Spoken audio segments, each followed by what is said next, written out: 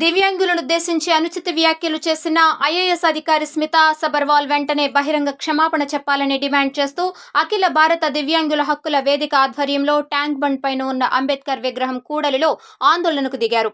నినాదాలతో హోరెత్తించారు. సంఘం అధ్యక్షుడు కొల్లి నాగేశ్వరరావు మాట్లాడుతూ స్మితా తన సామాజిక మాధ్యమం ఎక్స్ ట్విట్టర్ ద్వారా దివ్యాంగులపై చేసిన వ్యాఖ్యలు గర్హనీయమన్నారు.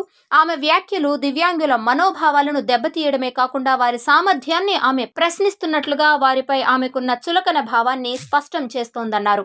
ప్రభుత్వంలో కీలక పదవిలో ఉండి చేసిన వ్యాఖ్యలు ఆమె వ్యక్తిగతమా లేక ప్రభుత్వ అభిప్రాయమా అని ప్రశ్నించారు.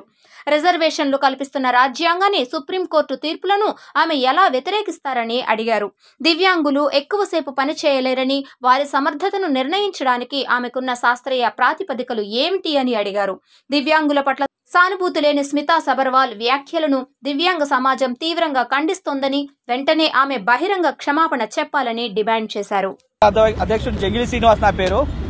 ఈరోజు వికలాంగుల పట్ల సుమితా అగ్రవాల్ మమ్మల్ని అన్యాయంగా నోరు మాట గలీజ్గా మాట్లాడడం కాకుండా మీరు దేనికి పనికిరారని, మేము దేనికి పనికిరామని ఆమె డిసైడ్ చేయడానికి ఆమెవారు, ఆమె నోరా మోరా వికలాంగులను అన్యాయంగా అవమానపరచడం కాకుండా వికలాంగులు దేనికి పనికిరారు నువ్వు డిసైడ్ చేయడానికి నువ్వెవరు?